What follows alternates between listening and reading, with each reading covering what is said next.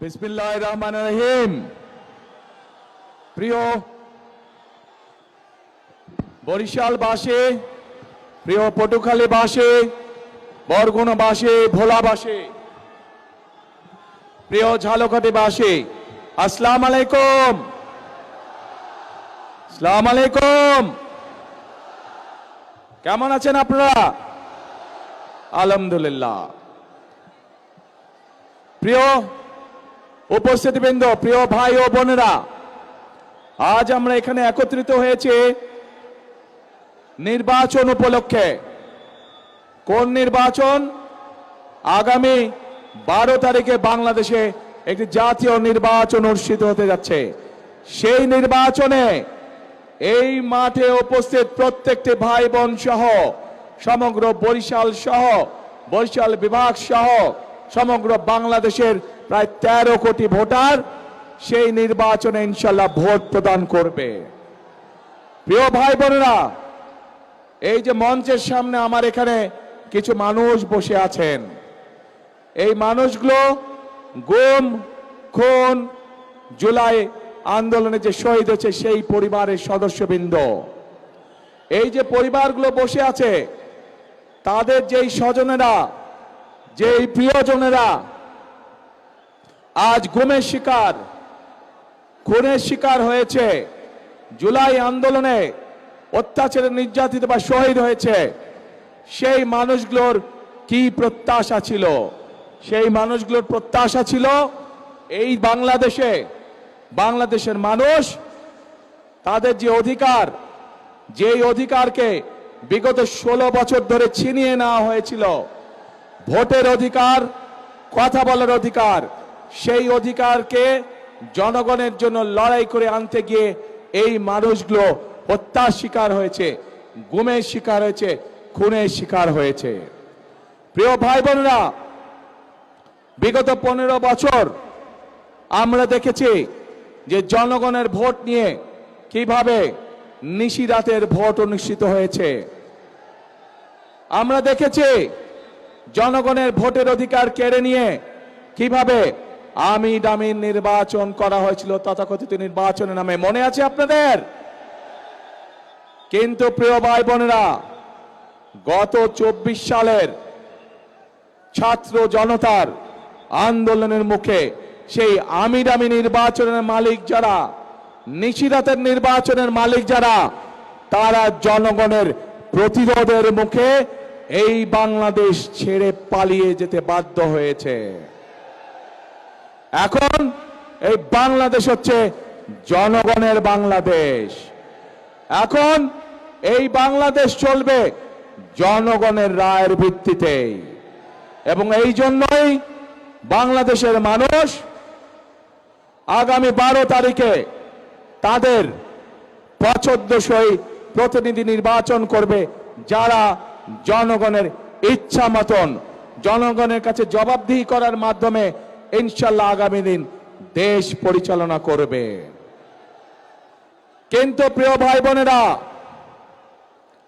5ই আগস্টের পরবর্তীতে আমরা আশা করেছিলাম যে 5ই আগস্টের পূর্বে সেই যে স্বৈরাচার, যারা জনগণের ভোটের অধিকার, কথা বলার অধিকার কেড়ে নিয়েছিল, তারা যেই ভাষায় কথা বলতো জনগণকে, বিভিন্ন বাংলাদেশের সম্মানী গুণী মানী ব্যক্তিকে যেভাবে অপদস্থ করত, যেভাবে মানুষকে তারা ছোট করত, নিশ্চয়ই 5ই আগস্টে তাদের পালিয়ে যাবার পরে এই রীতি নিশ্চয়ই বন্ধ হয়ে গিয়েছে। কিন্তু দুঃখের সাথে আমরা খেয়াল করলাম, দুঃখের সাথে আমরা খেয়াল করলাম যে এই রীতি বন্ধ হয় নাই। একটি রাজনৈতিক দল যাদের একটি অন্য পরিচয় আছে, জনগণ যাদেরকে একটি ভিন্ন পরিচয় চিনে, জনগণ তাদেরকে কি পরিচয় চিনে? গুপ্ত পরিচয় চিনে, গুপ্ত পরিচয়।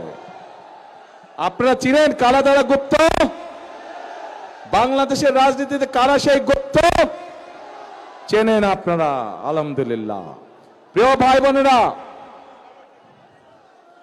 বর্তমানে বাংলাদেশে এক নতুন জালেমের আবির্ভাব হয়েছে। এই গুপ্ত সংগঠনের ব্যক্তিরা নতুন জালেম রূপে আবির্ভূত হয়েছে বাংলাদেশের মানুষের কাছে। কেন? প্রিয় ভাই বোনেরা, এই বাংলাদেশে আবহমান কাল ধরে, শত হাজারো বছর ধরে এই বাংলাদেশে নারী পুরুষ সকলে মিলে মাঠে কাজ করে। বাংলাদেশে যেমন কৃষক ভাইরা কাজ করে মাঠে, একইভাবে আমরা জানি বাংলাদেশের বিভিন্ন প্রত্যন্ত অঞ্চলে কৃষানির বোনরাও তারা মাঠে কাজ করে। প্রিয় ভাই বোনেরা, শুধু মাঠেই নয়, বিভিন্ন কল কারখানায় আমরা দেখেছি আমাদের মায়েরা, আমাদের বোনেরা, আমাদের নারীরা তারা পুরুষের পাশাপাশি কাঁধে কাঁধ মিলিয়ে কাজ করে। তারা যে গার্মেন্ট শিল্প নিয়ে সমগ্র পৃথিবীতে আমরা গৌরববোধ করি, সেই গার্মেন্ট শিল্প টিকিয়ে রেখেছে এই দেশের নারী সমাজ, এই দেশের মা বোনেরা। প্রিয় ভাই বোনেরা, আজ আমরা অত্যন্ত কষ্টের সাথে দেখছি, অত্যন্ত ঘৃণার সাথে দেখছি এই যে নতুন জালেম, যাদেরকে মানুষ গুপ্ত হিসাবে চিনে, এই জালেমদের নেতা সে 2 দিন আগে প্রকাশ্যে বলেছে বাংলাদেশের নারীদেরকে সে একটি অত্যন্ত কলঙ্কিত শব্দ দিয়ে ব্যবহার করেছে। প্রিয় ভাই বোনেরা, যেই ব্যক্তি বা যেই দলের তার দেশের মা বোনদের প্রতি বিন্দুমাত্র শ্রদ্ধা নেই, যেই নেতা, যেই দলের নেতাকর্মীদের নিজের দেশের মা বোনদের কষ্টের প্রতি বিন্দুমাত্র সম্মান নেই, তাদের কাছ থেকে আর যাই হোক বাংলাদেশ কখনো অগ্রগতি আশা করতে পারে না। তাদের কাছ থেকে আর যাই হোক বাংলাদেশের মানুষ আত্মসম্মানমূলক কোনো মর্যাদাপূর্ণ কোনো আচরণ আশা করতে পারে না। প্রিয় ভাই বোনেরা, এই জালেমদের একটি কথাই শুধু বললাম, আমি আপনাদেরকে আরো একটি কথা বলছি। তার আগে বিবি খাদিজার সম্পর্কে আপনারা জানেন না? আমাদের প্রিয় নবী করিম সাল্লাল্লাহু আলাইহি ওয়াসাল্লামের স্ত্রী এই বিবি খাদিজা, উনিও একজন কর্মজীবী মহিলা ছিলেন। উনিও একজন কর্মজীবী মহিলা ছিলেন। ওনার নিজের ব্যবসা বাণিজ্য ছিল, যেখানে নবী করিম সাল্লাল্লাহু আলাইহি ওয়াসাল্লাম নিজেও কাজ করতেন। প্রিয় ভাই বোনেরা, এরা বলে ইসলামের রাজনীতি করে, অথচ নবীর স্ত্রী নিজে যেখানে একজন কর্মজীবী মহিলা ছিলেন, সেখানে কেমন করে একটি রাজনৈতিক দলের নেতা এবং কেমন করে সেই রাজনৈতিক দলটি তাবৎ বাংলাদেশের নারী সমাজকে এমন একটি কলঙ্কিত শব্দ জর্জরিত করলো। প্রিয় ভাই বোনেরা, বদরের যুদ্ধ নিশ্চয়ই আপনারা জানেন কম বেশি সবাই। সেই বদরের যুদ্ধে হযরত আয়েশা তার নেতৃত্বে পরিচালিত হয়েছিল, তার নেতৃত্বে যুদ্ধের সকল সরঞ্জামাদি সরবরাহ করা হয়েছিল, তার নেতৃত্বে যুদ্ধে যারা আহত হয়েছিল সেই মানুষগুলোকে নার্সিং দেওয়া হয়েছিল, ট্রিটমেন্ট দেওয়া হয়েছিল। কাজে আমরা ইসলাম ধর্ম বলে, আমরা আমাদের দেশের সামাজিক অবস্থান বলে, সকল জায়গায় নারীদের একটি শক্তিশালী অবস্থান আছে এবং আমরা কোনোভাবেই অস্বীকার করতে পারবো না। এই নারীদেরকে পেছনে রেখে, এই নারীদেরকে ঘরে বন্দি করে রেখে কোনোভাবেই আমরা বাংলাদেশকে সামনে যেতে পারবো, এটি আমরা কখনোই মনে করি না। এবং সেই জন্যই দেশনেত্রী খালেদা জিয়া যখন দেশ পরিচালনার দায়িত্বে ছিলেন, উনি বাংলাদেশের নারীদের শিক্ষা ব্যবস্থাকে সম্পূর্ণ বিনামূল্যে করে দিয়েছিলেন, ইন্টারমিডিয়েট পর্যন্ত। প্রিয় ভাই বোনেরা, আজ সময় এসেছে আমাদেরকে দেশ গড়ার, এবং দেশ যদি গড়তে হয় প্রত্যেকটি নারী পুরুষকে কাঁধে কাঁধ মিলিয়ে কাজ করতে হবে আজকে। তা না হলে এই দেশকে আমরা আমাদের প্রত্যাশিত বাংলাদেশ হিসেবে গড়ে তুলতে পারবো না।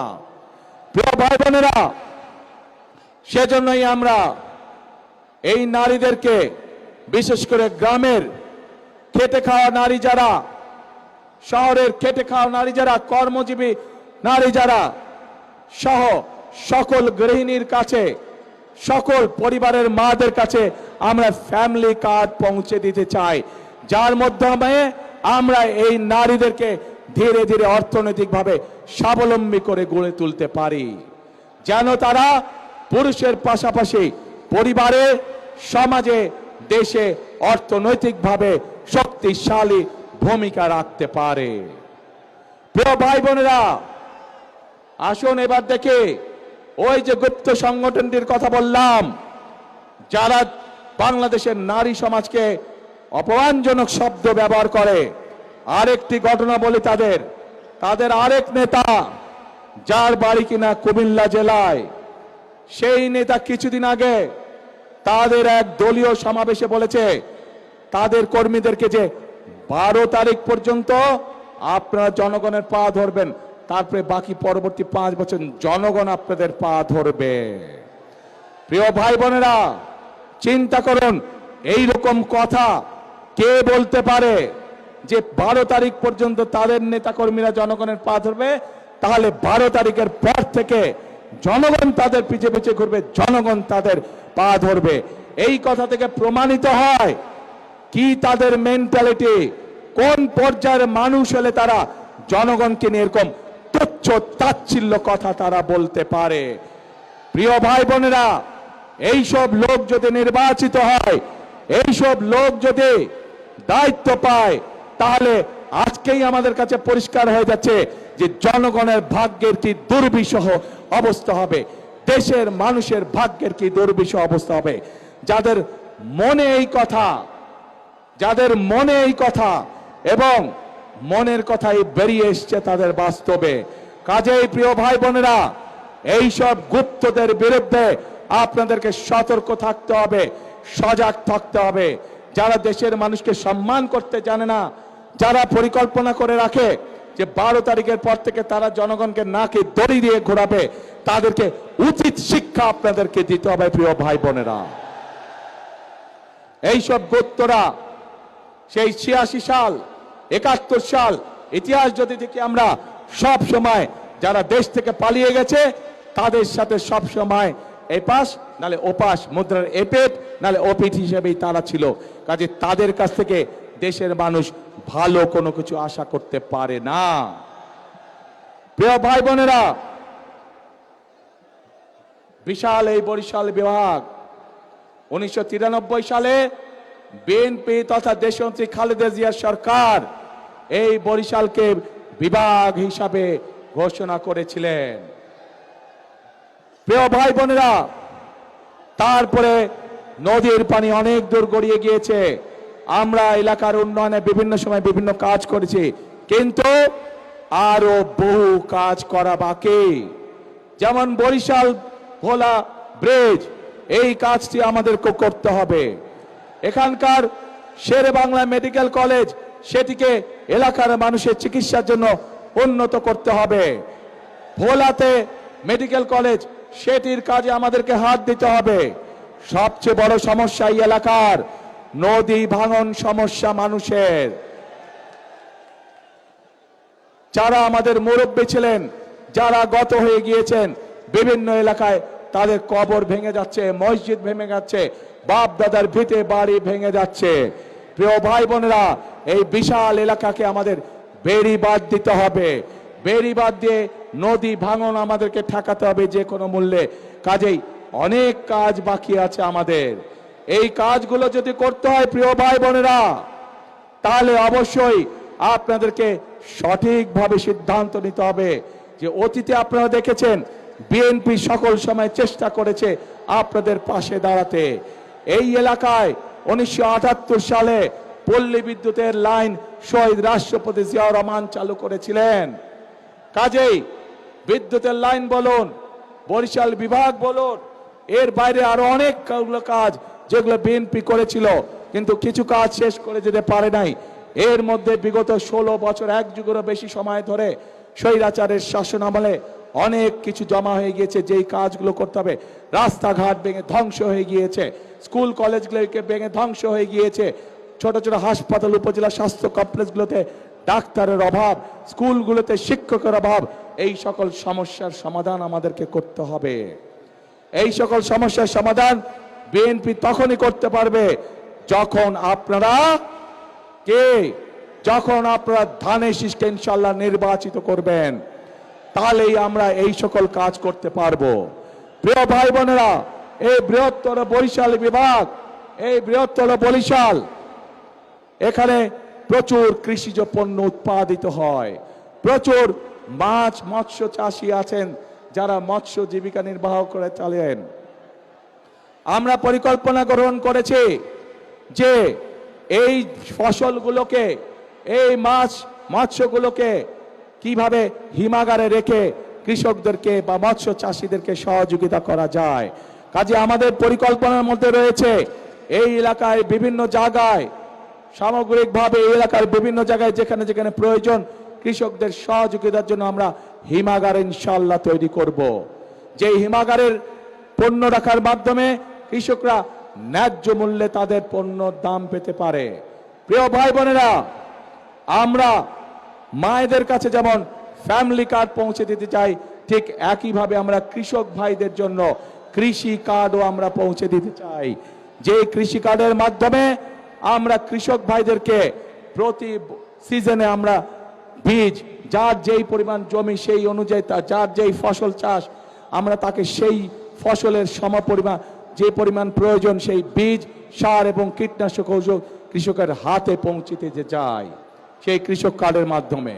প্রিয় ভাই বোনেরা, আমরা এর মধ্যে আরেকটি সিদ্ধান্ত গ্রহণ করেছি যে যে সকল কৃষক ভাইদের 10,000 টাকা পর্যন্ত কৃষি ঋণ আছে, কৃষি ঋণ আছে, ইনশাআল্লাহ 12 তারিখে নির্বাচনের পরে ইনশাআল্লাহ 13 তারিখে বিএনপি সরকার গঠন করলে পরে 10,000 টাকা পর্যন্ত কৃষি ঋণ আমরা মওকুফ করে দেব সমগ্র বাংলাদেশে। প্রিয় ভাই বোনেরা, এই এলাকায় আমাদের তরুণ যুবক সমাজের সদস্য যারা, তাদের একটি বিশাল সমস্যা রয়ে গেছে, কর্মসংস্থানের সমস্যা। আমরা যেরকম ভোলাতে গ্যাস পাওয়া গিয়েছে, সেই গ্যাসকে কাজে লাগিয়ে আমরা সেখানকার উপযোগী শিল্প যেমন গড়ে তুলতে চাই, যার মাধ্যমে কর্মসংস্থানের ব্যবস্থা হবে, ঠিক একইভাবে বরিশাল বিভাগের জেলাগুলোতে আমাদের তরুণ এবং যুবক সদস্যদের যাতে কর্মসংস্থানের ব্যবস্থা হয়, সেই জন্য বিভিন্ন রকমের প্রশিক্ষণ কেন্দ্র আমরা গড়ে তুলতে চাই। যে প্রশিক্ষণ কেন্দ্রগুলোতে প্রশিক্ষণ লাভের মাধ্যমে আমাদের যুবক সমাজের সদস্যরা, তরুণ সমাজের সদস্যরা কর্মসংস্থানের ব্যবস্থা করতে পারবেন, ছোট ছোট ব্যবসা বাণিজ্য শুরু করতে পারবেন, এমনকি বিদেশেও তারা কর্মসংস্থানের ব্যবস্থা করে বিদেশেও যেতে পারবেন। প্রিয় ভাই বোনেরা, এই এলাকার বিশেষ করে ভোলা সহ বরিশালের প্রত্যন্ত অঞ্চল সহ অনেকগুলো জায়গায় আছে যেখানে মানুষ সঠিকভাবে চিকিৎসা সুবিধা পায় না। আমরা দেশের মানুষকে, বিশেষ করে মা বোনদেরকে এবং শিশুদেরকে গ্রামে গ্রামে ঘরে ঘরে চিকিৎসা সুবিধা পৌঁছে যাওয়ার জন্য আমরা হেলথ কেয়ারার নিযুক্ত করতে চাই। হেলথ কেয়ারার আমরা ট্রেনিং দিয়ে নিযুক্ত করতে চাই। তাদের কাজ হবে গ্রামে গঞ্জে, গ্রামে গ্রামে গিয়ে মা বোনদেরকে, শিশুদেরকে ঘরে বসে চিকিৎসা দেওয়া ছোটখাটো অসুখ, যাতে করে মা বোনদেরকে কষ্ট করে হাসপাতালে না আসতে হয়। প্রিয় ভাই বোনেরা, আমরা পরিকল্পনা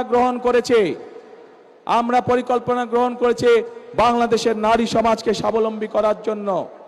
আমরা পরিকল্পনা করেছি যুবকদেরকে প্রশিক্ষণের মাধ্যমে এবং এই অঞ্চলের উপযোগী কি কি কলকারখানা হতে পারে সেগুলো পরিকল্পনা গ্রহণ করে মাধ্যমে কর্মসংস্থানে, বেকারদের কর্মসংস্থানের ব্যবস্থা করা। আমরা পরিকল্পনা গ্রহণ করেছি কৃষক ভাইদেরকে কৃষি 10,000 টাকা পর্যন্ত কৃষি ঋণ মওকুফ করার মাধ্যমে এবং কৃষক কার্ড দেওয়ার মাধ্যমে তাদের পাশে কিভাবে দাঁড়ানো যায়, তাদেরকে কিভাবে সহযোগিতা করা যায়। প্রিয় ভাই বোনেরা, আমাদের দেশের বহু ইয়াং ছেলে মেয়ে আছে যারা খেলাধুলায় ভালো।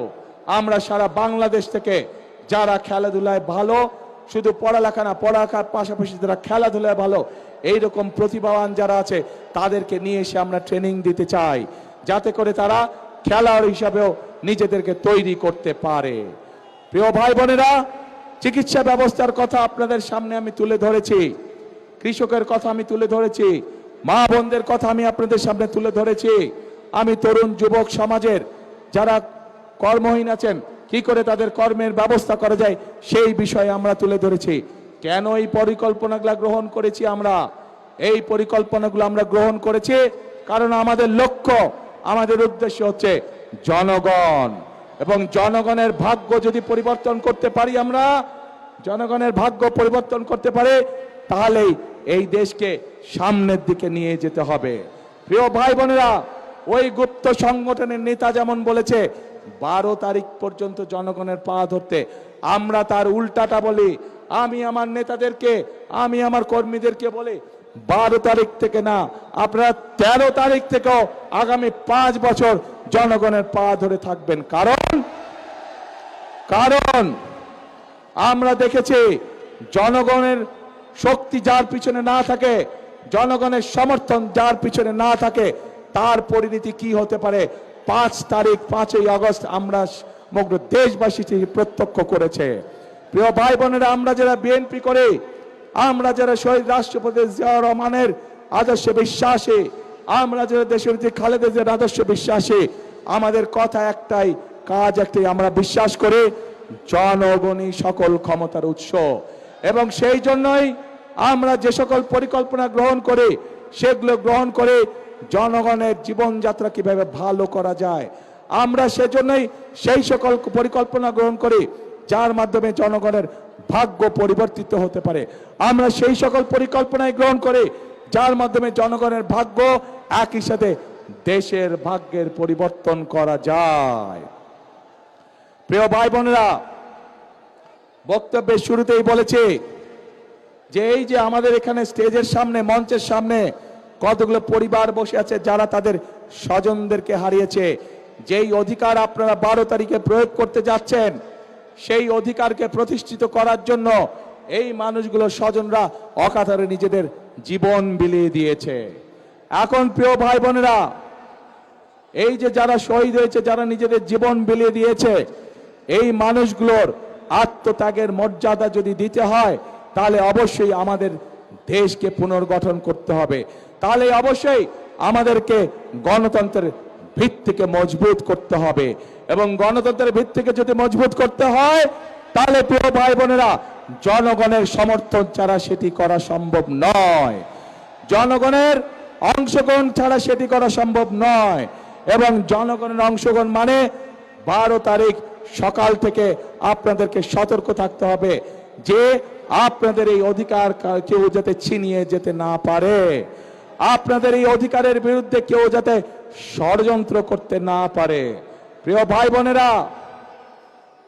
বোনেরা, গত কয়েকদিন ধরে বিভিন্ন পত্র পত্রিকায় নিউজে আমরা কিছু খবর দেখতে পাচ্ছি, ওই যে যারা নতুন জালেম হিসেবে আবির্ভূত হয়েছে, ওই যে যাদেরকে বাংলাদেশের মানুষ গুপ্ত হিসাবে চিনে, আমরা দেখেছি কিভাবে তাদের লোকজন বিভিন্ন জায়গায় ভুয়া সিল ছাপাচ্ছে, কিভাবে আমরা বিভিন্নভাবে শুনতে পাচ্ছি যে তাদের পরিচিত যেগুলা প্রেস আছে সেখানে বলে তারা ব্যালট পেপার ছাপাচ্ছে, যেটি তারা পকেটে করে নিয়ে যাবে। প্রিয় ভাই বোনেরা, শুধু তাই নয়, আমরা এর মধ্যে বিভিন্ন জায়গায় দেখেছি, বিশেষ করে নিরীহ মা বোন যারা আছে তাদের কাছে গিয়ে তারা এনআইডি নাম্বার নিচ্ছে, তাদের কাছে গিয়ে তারা বিকাশ নাম্বার নিচ্ছে। প্রিয় ভাই বোনেরা, এই গুপ্তের দল, এই জালেমের দল বলে তারা নাকি সৎ মানুষের শাসন কায়েম করবে। আরে ভাই, নির্বাচনের আগেই তো আপনারা জাল ব্যালট পেপার শুনলাম, খবরে দেখলাম ছাপাচ্ছেন। নির্বাচনের আগেই তো দেখলাম আপনাদের লোকজন এনআইডি নাম্বার নিয়ে যাচ্ছে, মা বোনদের বিকাশ নাম্বার নিয়ে যাচ্ছে। প্রথমেই তো আপনারা অনৈতিক কাজ শুরু করছেন, অনৈতিক কাজ দিয়ে আপনারা মানুষের ভোটকে প্রভাবিত করতে যাচ্ছেন। যাদের ভোটের শুরুটাই অনৈতিক কাজ, তারা কি করে সৎ মানুষের শাসন দিতে পারে না তারা। প্রিয় ভাই বোনেরা, আর মা বোনদেরকে অপমান করার পরে তারা বলছে যে তারা এটা করে নাই, তাদের আইডি বলে হ্যাক হয়ে গিয়েছিল। কিন্তু বিশেষজ্ঞদের কথা অনুযায়ী আইডি কোনো হ্যাক হয় নাই, যখন তারা ধরা পড়ে গিয়েছে বিভিন্ন রকম মিথ্যে কথা তারা বলা শুরু করেছে। প্রিয় ভাই বোনরা, যারা একটি অপরাধকে ঢাকার জন্য মিথ্যে কথা বলে আর যাই হোক, তারা সৎ মানুষের শাসন দিতে পারে না। কাজে প্রিয় ভাই বোনেরা, এদের এই ষড়যন্ত্র সম্পর্কে আপনাদেরকে সজাগ থাকতে হবে। আজ এই মাঠে লক্ষ মানুষ যারা আছেন, আপনারা স্ব এলাকায় ফিরে গিয়ে আপনার এলাকার যে সকল ভাই বোন আছে, যারা ভোটার আছে, তাদেরও সকলকে সজাগ সতর্ক দৃষ্টি রাখতে বলবেন, যাতে করে 12 তারিখে আপনার অধিকার অন্য কেউ হাইজ্যাক করে নিয়ে যেতে না পারে। প্রিয় ভাই বোনেরা, আসুন 12 তারিখে আমরা ভোট শেষ করি। ইনশাল্লাহ ধানের শীষ বিজয় হলে, ধানের শীষ ইনশাল্লাহ 13 তারিখে সরকার গঠন হলে, 13 তারিখের পর থেকে আমাদেরকে দেশ গঠনের কাজে হাত দিতে হবে। হাজার হাজার খাল বিল পড়ে আছে, যেগুলোকে আমাদের খনন করতে হবে। খনন করার মাধ্যমে যেমন বন্যার গতিরোধ করতে হবে, একইভাবে আমাদেরকে পানির ব্যবস্থা করতে হবে। আমাদের হিমাগার তৈরি করতে হবে কৃষকদের সুবিধার জন্য, আমাদের ছেলে মেয়েদের শিক্ষার জন্য স্কুল কলেজগুলোকে সঠিকভাবে সুন্দর করে দাঁড় করাতে হবে। মানুষ যাতে চিকিৎসা পায় তার ব্যবস্থা আমাদের করতে হবে। বেকার যারা আছে তাদের কর্মসংস্থানের ব্যবস্থা আমাদেরকে করতে হবে। প্রিয় ভাই বোনেরা, বহুত কাজ বাকি আছে। বিগত 1 যুগ ধরে আমরা মিথ্যে উন্নয়ন দেখেছি, বাংলাদেশের মানুষের ভাগ্যের কোনো পরিবর্তন হয় নাই। কাজে আসুন 12 তারিখে ইনশাল্লাহ ধানের শীষকে জয়যুক্ত করার মাধ্যমে 13 তারিখ থেকে আসুন সকলে মিলে আমরা দেশ পুনর্গঠনের কাজে হাত দেই। কে কে আছেন আমার সাথে এই কাজে? দেশ পুনর্গঠনের কাজে কে কে আছেন? কি ভাই বিল্ডিং এর ভাইরা, ওই যে বিল্ডিং এর উপরে, ধন্যবাদ। দেশ পুনর্গঠনের কাজে রাস্তার মধ্যে যে ভাইরা আছেন, আপনারা আছেন আমার সাথে, ওই যে ছাদের উপরে আছেন, দেশ পুনর্গঠন ইনশাআল্লাহ। ধন্যবাদ সকলকে। প্রিয় ভাই বোনেরা, এই যে এখানে প্রার্থীরা একটু দাঁড়ান তো, প্রার্থী সাহেবরা আপনারা একটু দাঁড়ান, শুধু প্রার্থীরা সামনে আসেন, একটু দাঁড়ান। হ্যাঁ দাঁড়ান, আপনার ধাক্কা দেখি করেন না, দাঁড়ান।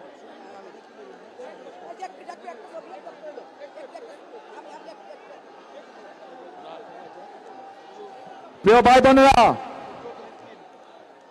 ভাই বোনেরা, এই যে আমার দুই পাশে দেখছেন ধানের শীষ আর ট্রাক নিয়ে একজন দাঁড়িয়ে আছে। আমাদের বক্তব্য হচ্ছে ওই গুপ্ত, তাদের বিপরীত বক্তব্য।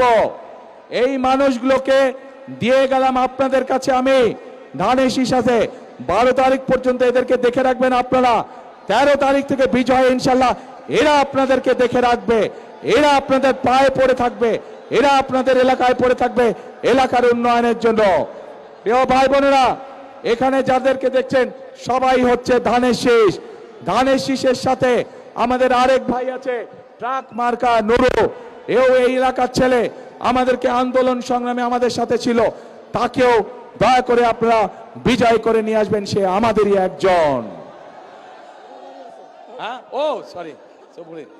আর প্রিয় ভাই বোনেরা, পার্থকে আপনারা ছিলেন ভোলার মানুষ, ঐতিহ্যবাহী পরিবারের ছেলে, গরু গাড়ি মার্কা, তাকেও আপনারা দেশ উন্নয়নের সুযোগ দিবেন, এলাকার কাজ, এলাকার উন্নয়ন, মানুষের সমস্যার সমাধানের সুযোগ দিবেন ইনশাআল্লাহ। প্রিয় ভাই বোনেরা, বলেছি মৎস্যর কথা বলেছি। প্রিয় ভাই বোনেরা, আসুন আমাদের কাজ হবে 13 তারিখ থেকে দেশ পুনর্গঠনের। আর এই এলাকার শহীদ জিয়া যেই কাজটি শুরু করেছিলেন, খাল খননের কাজ, ইনশাল্লাহ 13 তারিখে বিএনপি সরকার গঠন করলে আমি খাল খনন করতে আসব। কে কে যাবেন আমার সাথে খাল খনন করতে? ইনশাল্লাহ আমরা 13 তারিখ থেকে ইনশাল্লাহ খাল খনন কর্মসূচি শুরু করব। প্রিয় ভাই বোনেরা, শেষ কথার এক কথা, করব কাজ, গড়ব দেশ, করব কাজ সবার আগে বাংলাদেশ। আল্লাহ হাফেজ। বাংলাদেশ জিন্দাবাদ, বাংলাদেশ জাতীয়তাবাদী দল জিন্দাবাদ। আসসালামু আলাইকুম।